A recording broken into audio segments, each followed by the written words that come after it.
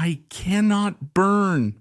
Bishop Ridley screamed in agony as his legs were roasted down to the bone, yet his upper body remained completely untouched by the flames. This horror was caused by a tragic mistake.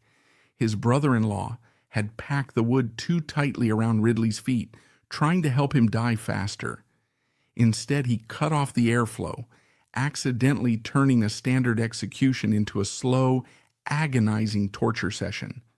This was a brutal end for the man who dared to humiliate Bloody Mary by publicly calling her a bastard.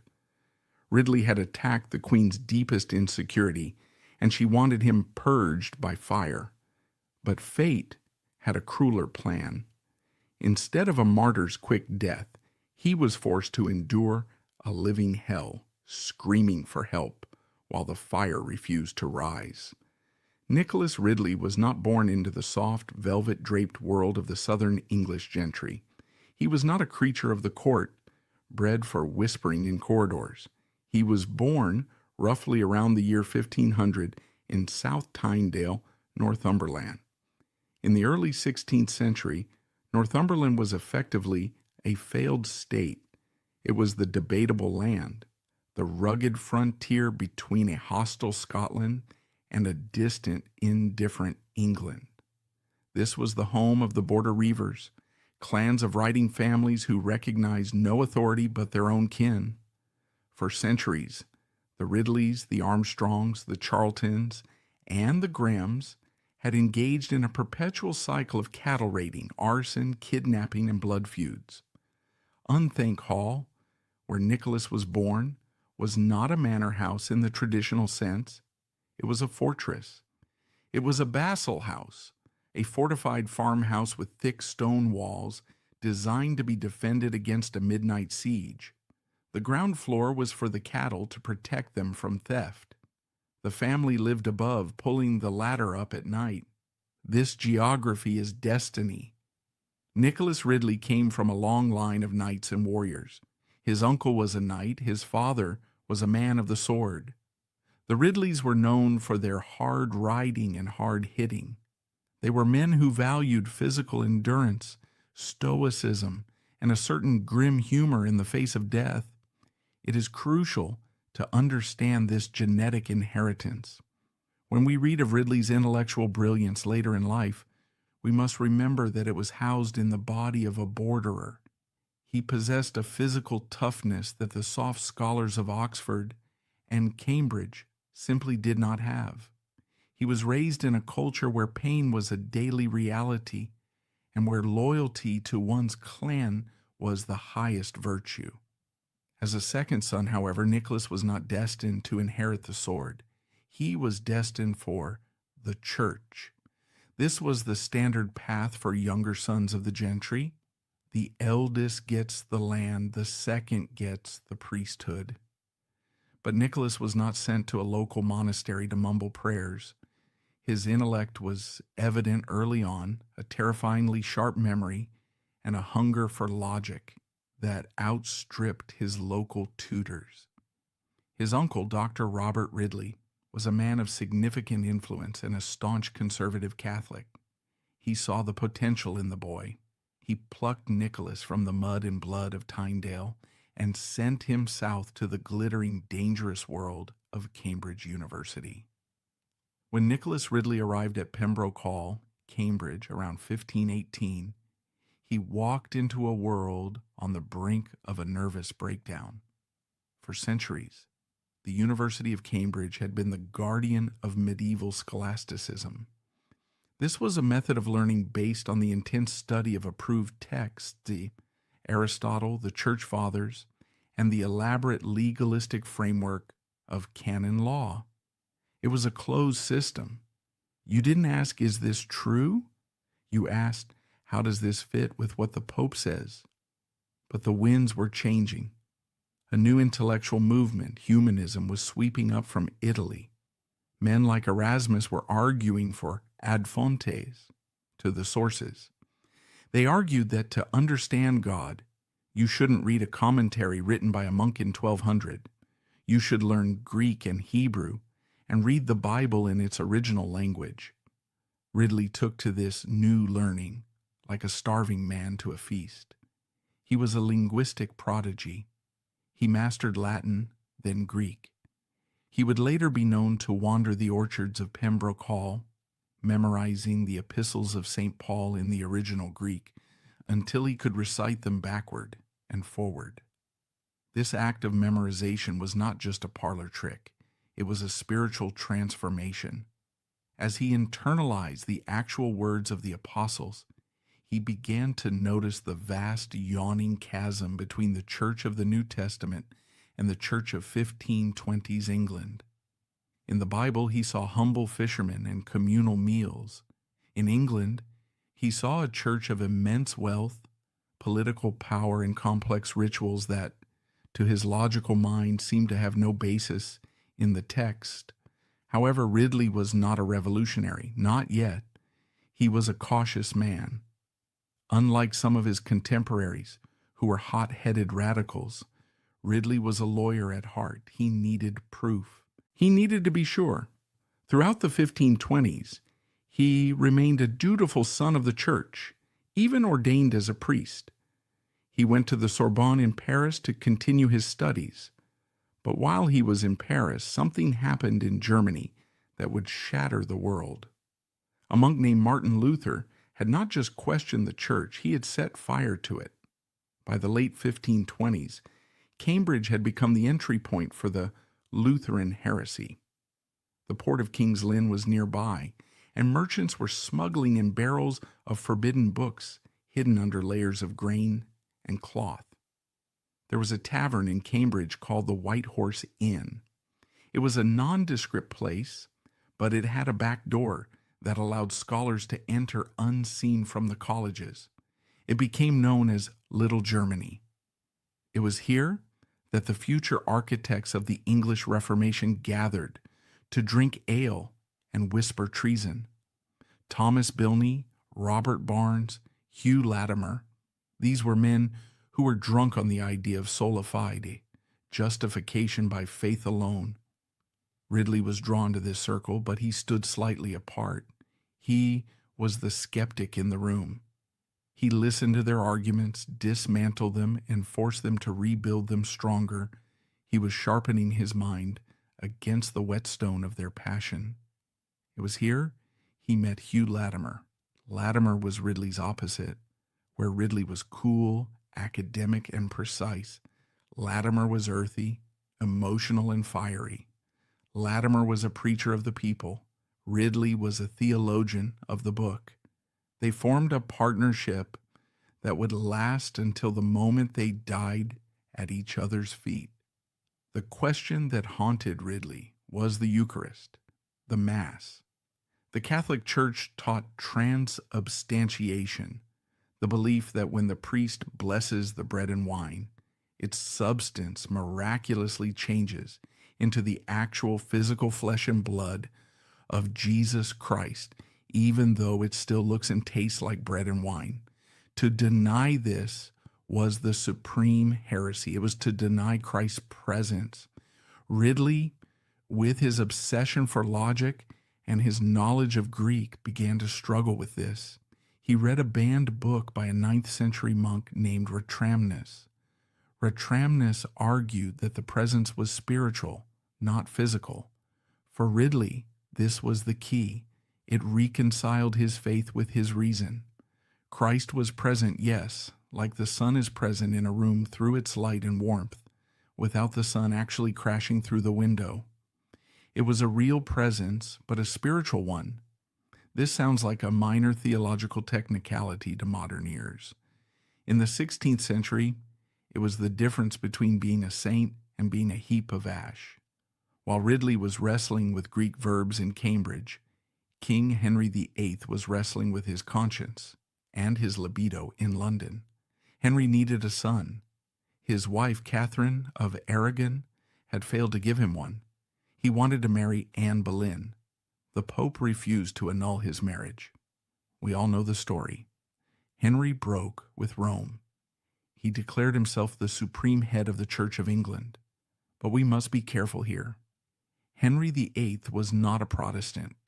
He hated Martin Luther. He burned Lutherans. Henry wanted Catholicism without the Pope. He wanted the Latin Mass, the celibate priests, and the incense. He just wanted to be the one in charge of it. This created a bizarre and terrifying political environment. You could be burned for being a Lutheran, heresy, and you could be beheaded for being a papist, treason. You had to walk a razor's edge of conformity to the king's specific, evolving, and often contradictory personal theology. For Nicholas Ridley, this was an opportunity. Henry needed intellectuals to justify his break with Rome. He needed scholars who could comb through ancient history and prove that the Pope had no authority over England. Ridley was perfect for this. In 1534, the University of Cambridge was asked to rule on the authority of the Pope. Ridley, as a senior proctor, signed the decree stating that the Bishop of Rome had no more authority in England than any other foreign bishop. It was his first act of rebellion. He had officially rejected the Pope. This brought him to the attention of Thomas Cranmer, the Archbishop of Canterbury. Cranmer was the quiet mastermind of the Reformation. He was a survivor, a man who knew how to manage the volatile King Henry. Cranmer needed a lieutenant, someone younger, tougher, and sharper. He found Nicholas Ridley. Ridley became Cranmer's chaplain. He moved from the academic bubble of Cambridge to the shark tank of the Tudor court. He was now living in the shadow of the throne. By the late 1530s and early 1540s, Ridley was evolving from a scholar into an enforcer. He was given the parish of Herne in Kent. It was here, in the quiet of the countryside, that his heresy fully matured. He began to preach in English. He told his parishioners that they should pray not in Latin mumbling, but in their own tongue. But the danger was growing. Henry VIII was old, sick, and paranoid. The conservative faction at court, led by the Duke of Norfolk and Bishop Gardiner, was fighting back. They convinced the king to pass the Act of Six Articles in 1539, reaffirming Catholic doctrines and imposing the death penalty for denying them. Ridley was in mortal danger. In 1543, the blow fell. The conservatives launched a plot to take down Cranmer and his circle. They accused Ridley of preaching heresy at Herne. Ridley was summoned before the Privy Council. This was usually the end of the line, but Ridley displayed the borderer's nerve. He didn't panic. He used his legal training to pick apart the accusations. He survived, but it was a warning shot. He knew that as long as Henry VIII was alive, the Reformation could go no further. On January 28, 1547, Henry VIII breathed his last. The terrifying epoch was over. His son Edward VI took the throne. Edward was only 9 years old. He was a strange, serious, intense child. He had been educated by Protestant tutors, and he was a zealot. He didn't just want to reform the church, he wanted to purify it. This was the moment Ridley had been preparing for his entire life. The brakes were off, Ridley was unleashed. He was made Bishop of Rochester and later Bishop of London. He became the architect of the Edwardian Reformation. Now the new learning moved from the classroom to the streets. Ridley's vision was radical. He looked at the medieval churches of London, filled with statues of saints, rood screens, and wall paintings, and he saw idolatry. He saw dumb stones that the people worshipped instead of the living God. He issued the injunctions. It was an order to cleanse the temples. Imagine the scene in London in 1548. Gangs of men, authorized by the bishop, entering the ancient churches. They pulled down the statues. They whitewashed the colorful frescoes. They smashed the stained glass, replacing it with clear glass so the light of Scripture could shine in. To the devout Catholics of England, This was a cultural apocalypse. To Ridley, it was a liberation. But his most controversial act was the War of the Altars. Ridley argued that the Mass was not a sacrifice, but a communion, a supper. Therefore, you didn't need an altar, you needed a table. In 1550, he ordered every stone altar in the Diocese of London to be torn down. These were heavy consecrated slabs of stone that had stood for hundreds of years. They were broken up and used to pave the floors or build walls. In their place, Ridley demanded simple wooden tables be placed in the center of the choir. This changed the physical geography of worship. The priest no longer stood with his back to the people, whispering into the stone. He stood at the table facing the congregation, speaking English. Ridley was physically changing the way people encountered God. He was forcing them to look at each other, not at the magic of the host. However, Ridley was not a chaotic revolutionary. He was a man of order. He believed in the crown and the state. This put him on a collision course with the Puritans, the radicals, who wanted to destroy everything that smelled of Catholicism. The clash came with John Hooper, a firebrand who refused to wear traditional vestments, calling them popish rags. Ridley stood firm. To him, the clothes were adiaphora, things indifferent. They didn't save you and they didn't damn you, but the king had ordered them to be worn for the sake of dignity and order. To disobey was to disobey the king. Ridley and Cranmer actually had Hooper imprisoned to force him to submit. It showed the steely side of Ridley's character. He was a reformer, yes, but he was an authoritarian. He would not tolerate dissent from the Catholics, nor would he tolerate anarchy from the radicals. By 1553, Nicholas Ridley was one of the most powerful men in England. He was the Bishop of London. He was a close advisor to the king. He was rewriting the laws of God and man, but he had forgotten the first rule of the borderlands. Never turn your back on the horizon. A storm was coming from the east. In the spring of 1553, the young King Edward VI began to cough. The tuberculosis that had ravaged the Tudor line took hold of the teenage monarch. The Reformation was in peril. Edward was unmarried and childless. By the laws of succession established by Henry VIII, the heir was his older sister Mary, Mary Tudor, the daughter of Catherine of Aragon, a woman who had spent decades in the shadows, clinging to her mother's rosary beads, nursing a burning hatred for the men who had declared her a bastard and her faith a heresy. If Mary took the throne, Ridley knew he was dead. But more importantly to him, he believed the gospel would die in England. Desperation took hold of the Protestant council. They hatched a plot, a treasonous, terrifying plot, to alter the succession. They would bypass Mary and give the crown to a distant cousin, a staunch Protestant teenager named Lady Jane Grey. Ridley was not the mastermind of the plot, but he was its moral voice. He had to choose between his loyalty to the Tudor bloodline and his loyalty to the Protestant cause. He chose the cause.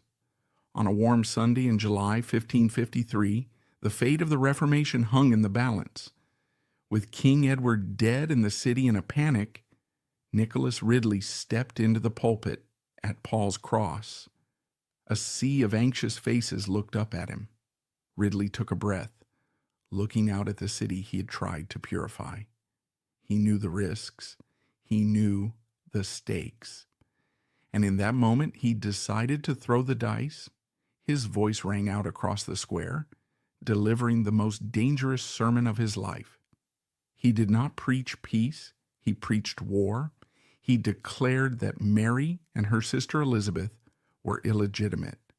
He warned that Mary would bring foreign powers to enslave Englishmen. He committed high treason in front of thousands of witnesses, staking his life on Lady Jane Grey. The words left his mouth, and he expected a roar of approval. London was a Protestant city. He had spent years purging its churches. He expected the people to rise up against the threat of a Catholic queen.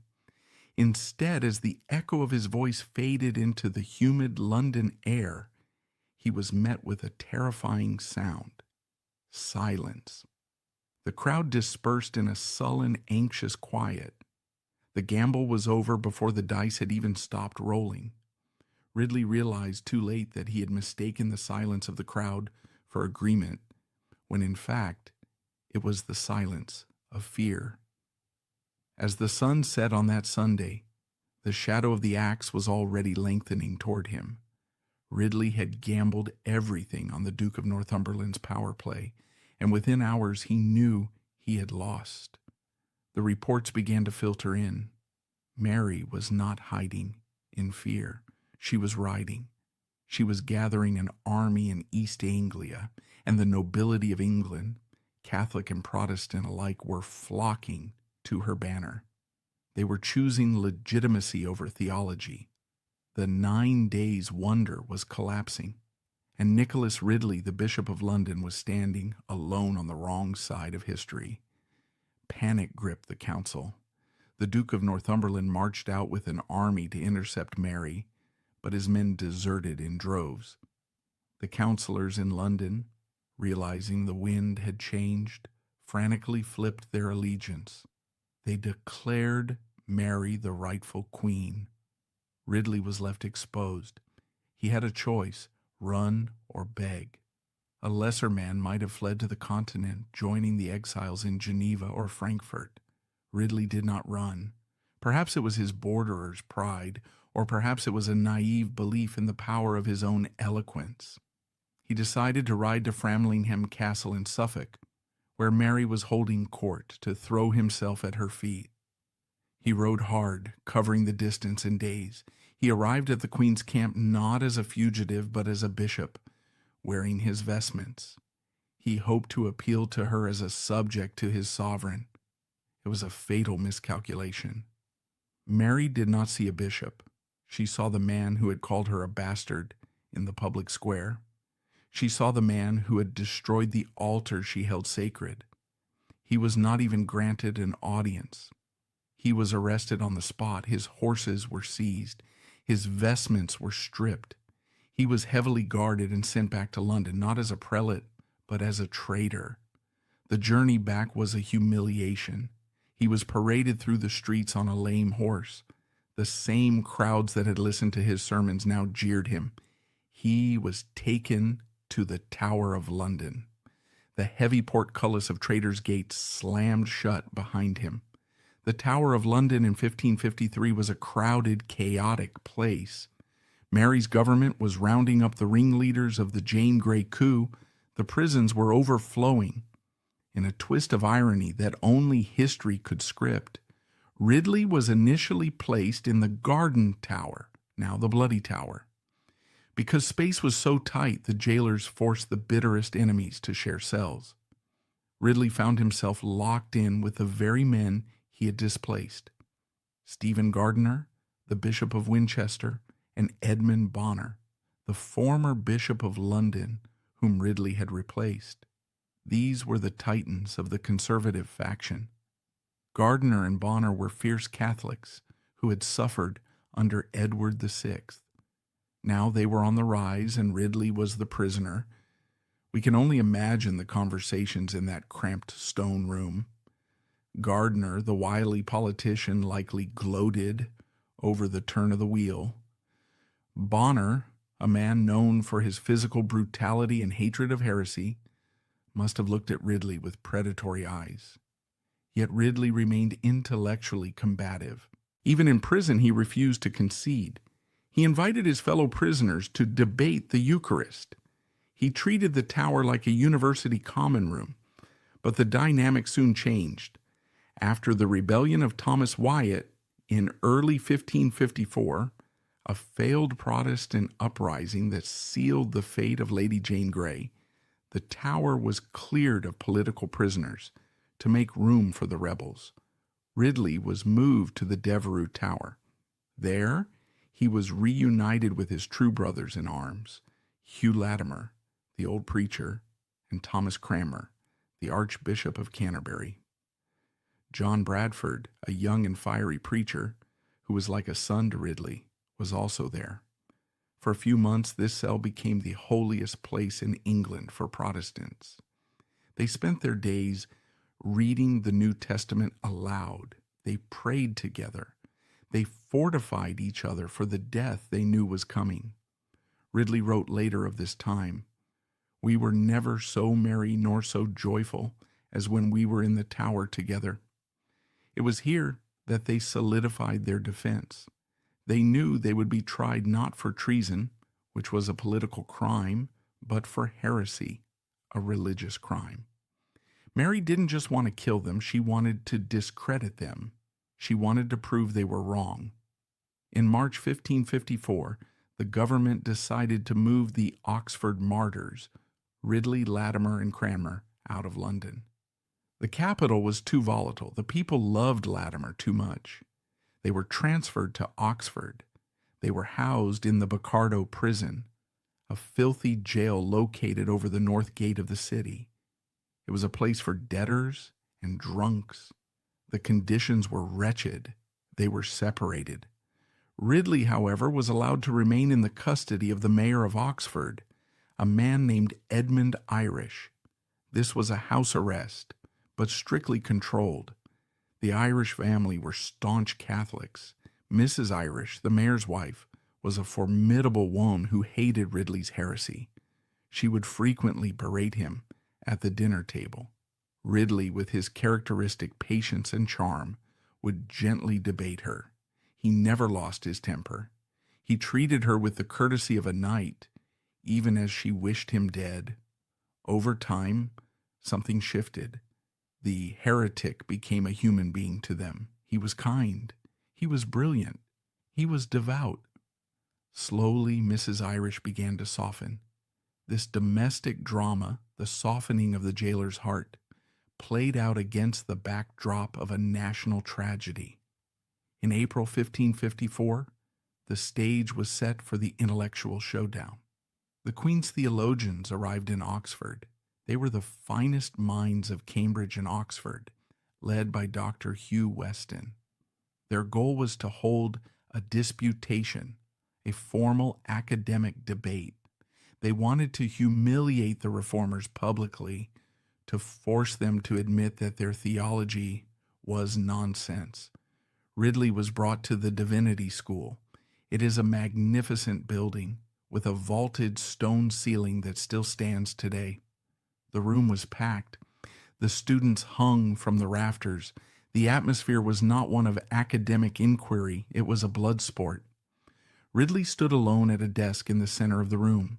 He was pitted against a dozen opponents who rotated firing questions at him in Latin. The topic was inevitably the Eucharist. Is the natural body of Christ really in the sacrament? Does any other substance remain after the consecration? Is the Mass a propitiatory sacrifice for the sins of the living and the dead? Ridley's performance in the Divinity School is legendary. He was 54 years old, exhausted and under threat of death, yet he ran circles around his interrogators.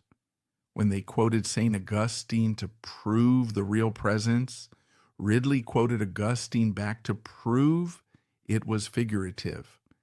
When they cited the Council of Lateran, Ridley cited the Council of Nicaea. His memory was photographic. He didn't have his books, yet he cited page and paragraph numbers from memory. At one point, the debate descended into chaos. The Catholic doctors were shouting, hissing, and clapping their hands to drown him out. Ridley stood calm in the storm. He said, "I have never seen such a lack of order in my life. You sound like a flock of geese." His primary argument was subtle but powerful. He argued that if the bread literally turns into God, then Christ is being chewed, swallowed, and digested. He called this Capernatic, a gross cannibalistic interpretation. He argued instead that we feed on Christ in our hearts by faith, just as we drink the words of a friend. The debate lasted for hours. By the end, the Catholic doctors were frustrated. They hadn't crushed him. They had barely laid a glove on him. But the verdict was predetermined. On Friday, April 20th, 1554, Ridley, Latimer, and Cranmer were brought to St. Mary's Church. They were asked one last time to recant. They refused. They were formally declared heretics. The sentence was excommunication. The path to the stake was now legally open. And then nothing happened. For nearly 18 months, Ridley sat in Oxford. Why the delay? The legal machinery was jammed. Under Henry VIII, England had broken with Rome. To burn a heretic legally, you needed the authority of the Pope. But England was technically still in schism. Mary had to wait for her cousin, Cardinal Reginald Pole, to arrive from Rome and formally reconcile England to the Catholic Church. The heresy laws were not revived until January 1555. This waiting period was a psychological torture. Ridley sat in his room writing letters. He wrote his famous brief declaration of the Lord's Supper, smuggling the pages out of the window to his servant. He wrote letters of comfort to other prisoners. He watched from afar as the fires began. In February 1555, John Rogers, the man who had translated the Bible, was burned at Smithfield in London. Then John Hooper, Ridley's old rival in the vestments controversy, was burned in Gloucester. The fire was green and slow. Hooper took 45 minutes to die, screaming for more fire. Ridley heard these stories. He knew exactly what was coming. He knew about the wet wood. He knew about the agony. Yet, in his letters, there is not a shred of fear. There is only a steely resolve. He wrote to Latimer, "The fire shall purge us."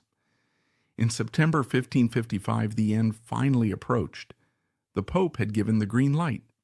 A new commission was set up to try the Oxford martyrs, led by the Bishop of Lincoln, John White. The trial took place in the Divinity School. This time, it wasn't a debate. It was a sentencing. Ridley appeared wearing his bishop's cap, but he refused to remove it when the names of the Pope and the Cardinal were read. He said he would not honor a foreign power that had usurped the authority of God.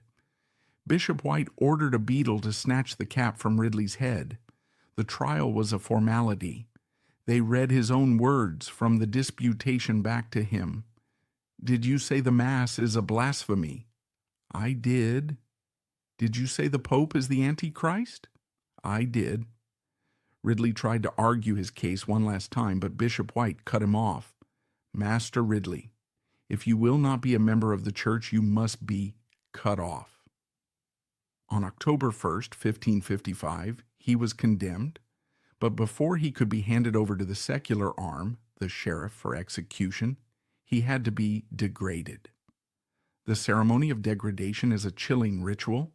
It is the spiritual reversal of ordination. On October 15th, the day before the execution, the Bishop of Gloucester, James Brooks, came to the mayor's house. Ridley was brought out. They forced him to put on the vestments of a priest, the surplice, the cope, the alb. They wanted him to look like a bishop so they could strip him. Ridley resisted. He called the vestments foolish abominations. When they tried to put the surplice on him, he struggled so much they had to hold him down. Then the ritual began. Bishop Brooks took a piece of glass and scraped Ridley's fingers and thumbs, the places where he had been anointed with holy oil decades ago. This was to scrape away the power to sacrifice. They stripped the vestments off him one by one. They took the chalice from his hands. They took the Gospels. Finally, they stripped him down to his doublet. Bishop Brooks declared him to be no longer a bishop, no longer a priest, no longer a cleric. He was now just Nicholas Ridley, a layman and a heretic. Ridley tried to speak, but Brooks put his hand over Ridley's mouth. "We shall not hear you," Brooks said. Ridley was handed over to the High Bailiff of Oxford. He was now property of the state. That night, the night of October 15th, the mood in the mayor's house was surreal. Most men, knowing they would be burned alive at dawn, would be prostrate with terror. They would be fasting, confessing, or weeping. Nicholas Ridley ordered dinner. He sat down with the Irish family. He was remarkably cheerful. His brother-in-law, George Shipside, was there, his eyes red with weeping. Ridley looked around the table and said, "I pray you, be at my marriage tomorrow." Mrs. Irish, the mayor's wife who had once hated him, broke down in tears. "Oh, Master Ridley," she sobbed, "I cannot bear it." Ridley comforted her. He spoke of the fire not as an execution, but as a bed of rest. He said, "Though my breakfast shall be somewhat sharp and painful, yet I am sure my supper shall be more pleasant and sweet." He was displaying that borderer's grit, the stoicism of the unthank hall knights. But he was also displaying a profound spiritual peace. He had fought the logic battles. He had fought the political battles. Now there was nothing left to do but die well. As the candles burned down, his brother-in-law George pulled him aside. George had a plan. He had visited the powder maker. He had bags of gunpowder. Ridley didn't reject the idea. He was a practical man. If the powder could speed him to heaven, so be it. He went to his room. He didn't pace. He didn't scream. He slept. The candles flickered out in the mayor's house, and the bishop slept the sleep of the just. But outside in the wet ditch opposite Balliol College, there was no rest. The hammering had already begun. The workmen were driving the stake into the Oxford mud, and the heavy carts were arriving with the wood that would end it all. The intellectual battles were finished. The books were closed. Now the story would move from the library to the slaughterhouse. The stage was set for a performance that would require more than just faith. It would require an endurance that no theology could teach. The morning of October 16th, 1555, dawned over Oxford with a heavy, gray dampness. The city, usually a place of quiet study and Latin whispers, was vibrating with a grim energy. The streets were packed. Lord Williams of Thames had been ordered by the Queen to bring a retinue of armed men to keep the peace, fearing that the students or the townsfolk might riot to save the condemned men. But the crowd wasn't there to riot. They were there to witness a tragedy. The ditch outside the city walls, the dry moat opposite Balliol College, had been transformed into a stage. A single stout post of oak had been driven deep into the mud. Iron chains hung from it. Piles of faggots, bundles of sticks, logs and straw lay in heaps nearby. For Nicholas Ridley, the waiting was over. The intellectual debates in the divinity school were finished. The legal wrangling was done. All that remained was the physics of fire and flesh. He woke early. He dressed with meticulous care. While Hugh Latimer, his companion in death, dressed in a worn-out frieze frock and a nightcap, looking every inch the frail old man he was, Ridley chose to dress like a prince of the church.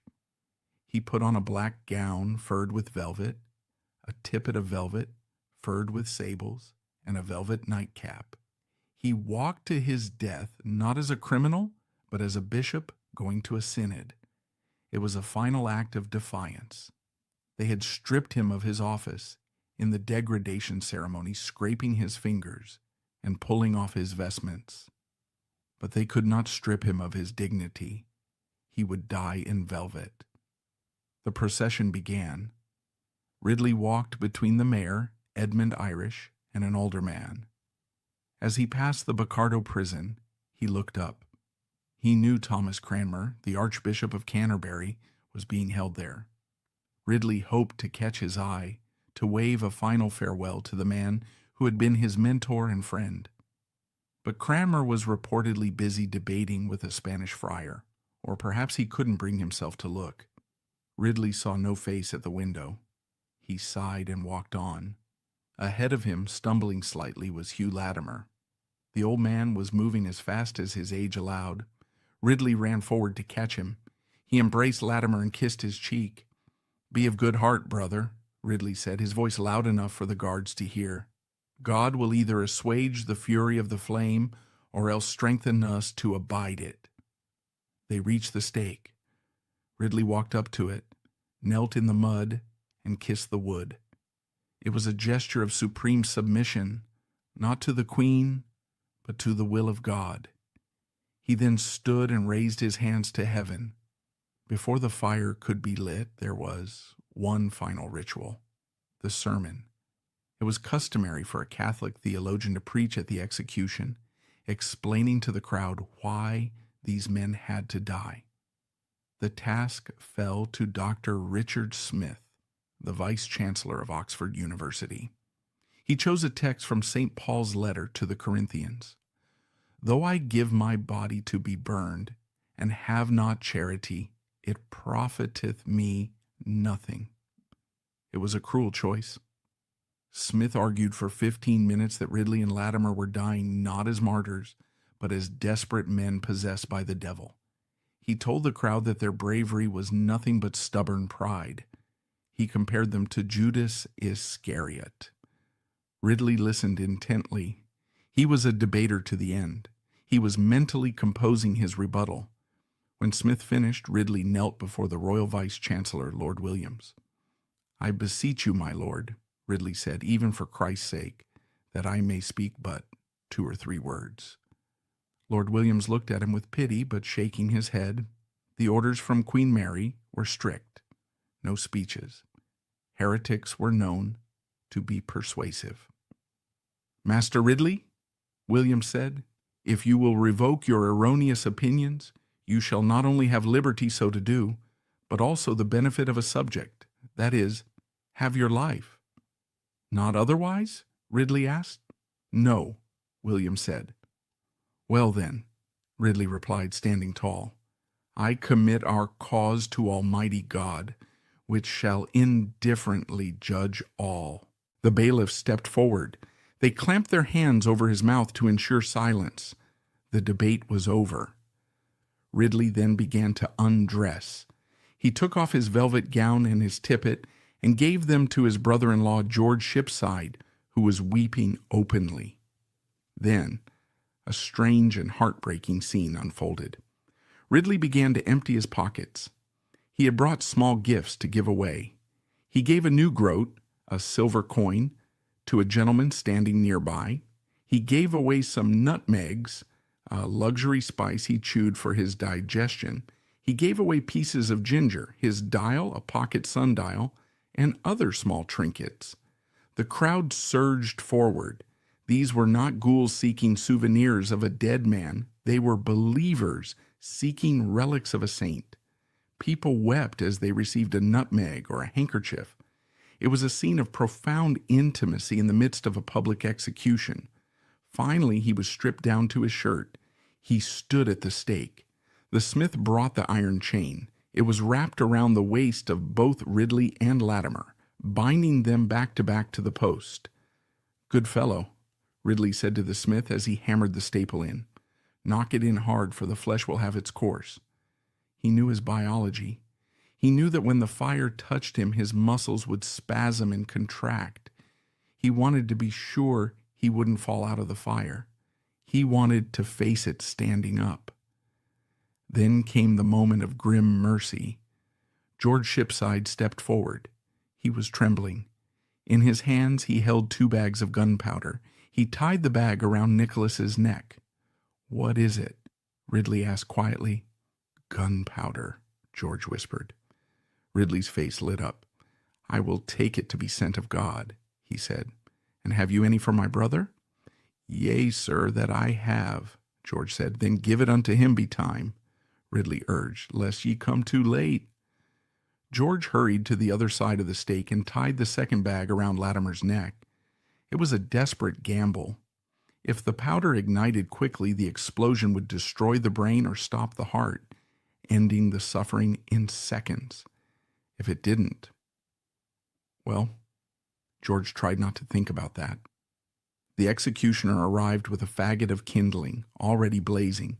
He laid it at Ridley's feet. This was the moment. Hugh Latimer, old and frail, turned his head as far as the chain would allow and spoke the words that would ring down the centuries. "Be of good comfort, Master Ridley, and play the man. We shall this day light such a candle, by God's grace, in England, as I trust shall never be put out." The fire caught. On Latimer's side, the wood was dry and loosely packed. The flames roared up immediately, engulfing the old man in a curtain of fire. He cried out, "Father of heaven, receive my soul," and seemed to die almost instantly. He suffocated in the smoke before the flames could do their worst work. It was a good death by the standards of the day. But on Ridley's side, a catastrophe born of love was unfolding. His brother-in-law, George Shipside, was in a state of frantic desperation. He did not understand the cruel nature of the fire. He only knew he wanted to end Nicholas's suffering as quickly as possible. In his blind panic, George had brought a huge amount of gorse and piled the heavy logs high, thinking that more wood would mean a faster death. It was a fatal error. By packing the wood so tightly, he unwittingly constructed a tomb rather than a pyre. The dense gorse, crushed under the weight of the logs, smothered the flame at the base. The fire could not breathe. Instead of rising, the heat turned inward, creating a superheated oven around Ridley's feet while his upper body remained completely untouched in the cool air. The fire burned through the wood and began to eat his legs. Ridley stood there fully conscious, looking down at his own destruction. The pain was beyond human comprehension. The nerves firing, then dying, the muscles cooking on the bone. He began to scream, "I cannot burn! I cannot burn!" He wasn't begging for mercy from the Queen. He was begging for the fire to do its job. He wanted to die, but his body wouldn't let him. The spectators froze. This wasn't the usual spectacle. This was torture. Ridley began to leap in the chains. Witnesses described it as a macabre dance. He was jumping up and down, trying to shake the logs loose, trying to force the fire upward. "Lord, have mercy upon me," he screamed. "Let the fire come unto me. I cannot burn." His brother-in-law, George, heard the screams. He saw Nicholas struggling. George's mind snapped. He thought the fire wasn't hot enough. So George grabbed more faggots of wood and threw them onto the pile. It was the worst thing he could have done. The fresh wood completely smothered the flame. It trapped the heat even more tightly around Ridley's ruined legs, while blocking any path for the fire to reach his chest or the gunpowder. George Shipside was killing him by trying to save him. Ridley had now been burning for several minutes. His legs were almost gone, yet he was still shouting, lucid and terrified. "I cannot burn," he wept. The crowd was sobbing. Even the guards were turning away. It was a scene of such raw horror that it transcended politics. Catholic or Protestant, no one wanted to see a human being suffer like this. Finally, a man in the crowd, history does not record his name, only his act, saw the problem. He grabbed a billhook, a pole weapon with a curved blade used for pruning trees. He stepped into the heat. He didn't throw wood on, he pulled it off. He leveraged the heavy logs that George had piled up and ripped them away from the stake. Air rushed in. The chimney effect finally took hold. The fire, starved of oxygen for so long, roared upward with a terrifying sound. A pillar of flame leaped from Ridley's legs straight up to his face. Ridley didn't pull back, he leaned into it. He turned his face toward the fire as if it were a lover. The flame touched the bag of gunpowder. Boom! The explosion was small but effective. It stunned him, knocking the life out of him instantly. His body slumped forward over the chain, dangling like a broken doll. The legs burned through completely, and his body fell into the ashes at Latimer's feet. Silence fell over the ditch. The smell of roasted flesh and gunpowder hung heavy in the damp Oxford air. George Shipside collapsed. He had just watched the man he loved more than anyone else die, the worst death imaginable, and he knew that his own hands had prolonged the agony. George would survive, but he was a broken man. The execution of Nicholas Ridley changed something in the English psyche. Mary Tudor had wanted to show the triumph of the church. Instead, she had shown the cruelty of the state.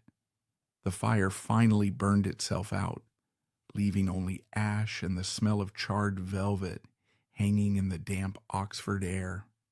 The crowd dispersed, shaken and weeping, carrying the memory of the dancing bishop home to their firesides. But high above the city, the horror was not over. The smoke from the ditch did not clear for days, drifting up toward the stone cell of the Bocardo prison. There, an old man was watching from the window, his face wet with tears. This was Thomas Cranmer, the Archbishop of Canterbury. He was the architect of the English Reformation, the man who had annulled Henry VIII's marriage, and he was the last man standing. Legend says that from the roof of the prison, he had seen Latimer collapse and Ridley dance in the agony of the flames. He had fallen to his knees, crying out to God for mercy, not for them, but for himself. Cranmer knew something that the crowd did not. He knew that he was not made of the same iron as Nicholas Ridley. Ridley was a borderer, a fighter, a man of certainty. Cranmer was a scholar, a diplomat, a man of compromise. He was terrified of pain. Queen Mary knew this too. She had burned Ridley and Latimer to punish their bodies. But for Thomas Cranmer, she had a different plan. She didn't just want to kill him, she wanted to break him. She wanted the man who created the Church of England to destroy it with his own hand before he died. The physical war was over. The psychological war was about to begin. To understand the unique cruelty reserved for Thomas Cranmer, we must look at the personal history of Queen Mary I. Ridley and Latimer were heretics to her, yes, but Cranmer was the villain of her life story. It was Cranmer who had sat in judgment over her mother, Catherine of Aragon. It was Cranmer who had declared her parents' marriage incestuous and invalid. It was Cranmer who had legally declared Mary a bastard. In Mary's eyes, every humiliation she had suffered for 20 years could be traced back to the pen of Thomas Cranmer. Burning him wasn't enough. If he died a martyr, he won. Mary needed him to recant. She needed the Archbishop of Canterbury to stand before the world and say, "I was wrong. The Pope is the true head of the church. The Mass is real. My life's work was a lie." If she could get him to do that, the Reformation would collapse. The candle that Latimer had lit would be snuffed out by the man who made the candle in the first place. After Ridley died, the treatment of Cranmer changed drastically. He was removed from the filthy Bocardo prison. He was moved to the deanery of Christ Church, a luxurious palace. He was given good food. He was allowed to walk in the beautiful gardens. He was treated with deference and respect. He was visited by Spanish friars who were gentle, intellectual, and persuasive. They played on his fears. They told him, "Look at Ridley. Do you want to die like that, screaming in a ditch? You are an old man, Thomas. You cannot handle the fire." They played on his loyalty. Cranmer had always believed in the royal supremacy, that the king or queen was God's representative on earth. They argued, if Queen Mary is your sovereign, and she commands you to be Catholic, isn't it a sin to disobey her? It was a brilliant, insidious trap. They used his own theology against him. Slowly, the isolation and the fear did their work. Cranmer began to crack. Between January and March 1556, Thomas Cranmer signed not one, but 6 separate recantations. The first ones were vague submission to the Queen's authority, but the friars pushed harder. They wanted specifics. They wanted him to deny Luther. They wanted him to affirm transubstantiation. They wanted him to call the Pope the supreme head. Broken, terrified, and desperate to avoid the fire, Cranmer signed them all. By the 6th recantation, he was groveling. He wrote, "I, Thomas Cranmer, anathematize every heresy of Luther and Zwingli. I submit myself to the Catholic Church and to the Supreme Pontiff." It was a total surrender. The Queen had won. The man who wrote the Book of Common Prayer had just thrown it into the garbage. In London, the government rushed to print the recantations. They were distributed across Europe. It was a propaganda coup of massive proportions. The arch-heretic had folded. Logic dictates that if a heretic recants, his life is spared. That was the law, that was the deal. But Queen Mary was not operating on logic. She was operating on vengeance. Despite Cranmer's total submission, despite his groveling, she signed his death warrant anyway. She decided that while his soul might be saved by his recantation, his body must still burn for the sins he committed against her mother. It was a fatal political mistake. By burning a man who had already recanted, she broke the unspoken contract of the Inquisition. She revealed that this wasn't about religion. It was about hate. But she made one final demand. On the morning of his execution, Cranmer was to speak at St. Mary's Church. He was to read his recantation out loud to the people of Oxford, to confirm that he died a good Catholic. Mary wanted one last public humiliation. She was about to get a surprise that would shake England to its core. March 21st, 1556, a rainy Saturday. Cranmer was led from the prison to St. Mary's Church. He was a broken man. He walked with a stumbling gait, crying continuously. His face was swollen with tears. He wore a ragged gown and an old square cap. The church was packed. The Catholics were there to gloat. The Protestants were there to mourn their fallen leader. Cranmer was placed on a stage opposite the pulpit. Dr. Henry Cole preached the sermon, explaining that Cranmer had to die for the enormity of his crimes, but that he died a penitent Catholic. Then it was Cranmer's turn. He stood up. He took a piece of paper from his pocket, the speech the government had approved. He began to read. He thanked the people for their prayers. He confessed his sins. He urged obedience to the king and queen.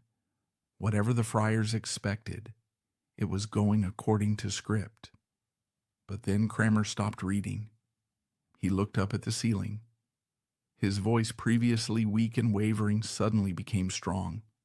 "And now," he said, "I come to the great thing that troubleth my conscience more than any other thing that I ever said or did in my life." The friars nodded. They thought he was about to confess his heresy. "And that is," Cranmer continued, "the setting abroad of writings contrary to the truth, which here I now renounce and refuse, as things written with my hand, contrary to the truth, which I thought in my heart, and written for fear of death." The church went silent. "And forasmuch as my hand offended in writing contrary to my heart, my hand shall first be punished. For if I may come to the fire, it shall be first burned." He took a breath. "And as for the Pope, I refuse him as Christ's enemy and Antichrist with all his false doctrine." Pandemonium erupted. Lord William shouted, "Stop the heretic's mouth!" The friars rushed the stage, screaming at him, "You are mad! You are possessed!" But Cranmer was already moving. He didn't wait to be dragged. He ran. He ran out of the church doors and into the rain. He ran down the street, a 66-year-old man sprinting toward his death. He ran toward the very spot where Ridley and Latimer had died 6 months earlier. The crowd ran with him. It was a chaotic, muddy stampede. When he reached the stake, the wood already piled high, he didn't struggle. He stripped off his outer garments. He stood in his shirt, which reached down to his feet. He had a long white beard that touched his chest. They chained him to the stake.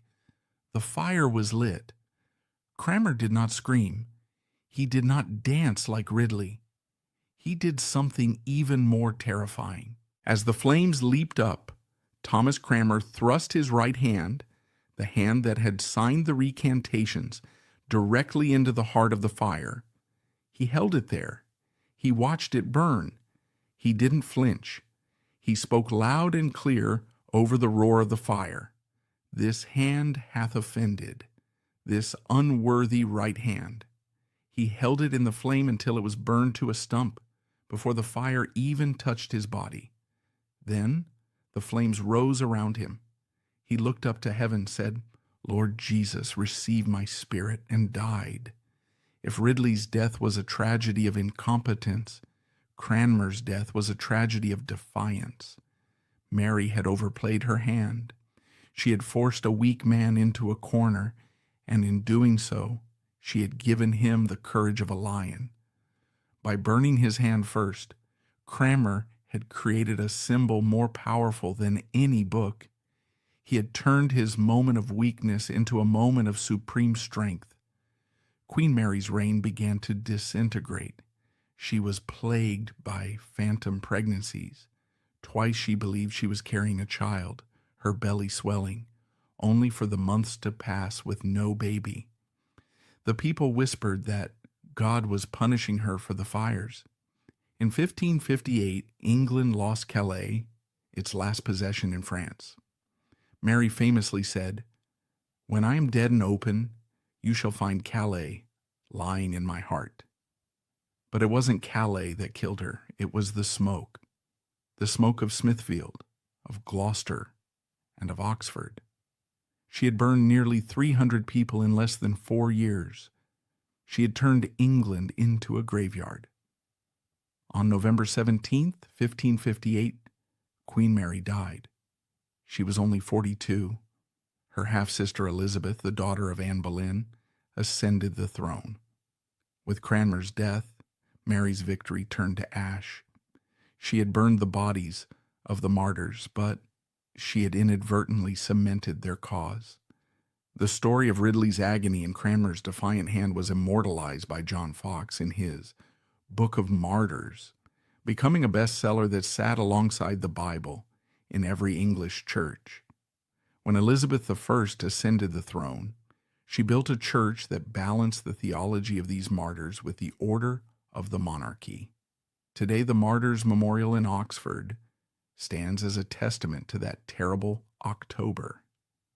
Latimer provided the prophetic voice, Ridley the intellectual steel, and Cranmer the human redemption. The candle they lit that day was never put out. It became the fire that forged the modern English identity. History is often told as a list of dates and battles. But the story of Nicholas Ridley reminds us that history is also biology. It is the failure of a nerve ending. It is the thickness of a log. It is the mistake of a brother-in-law who loved too much. It is the story of a man who danced in the fire, not because he wanted to, but because he had to. And in that terrible involuntary dance, he stepped out of time and into legend. The candle is still burning.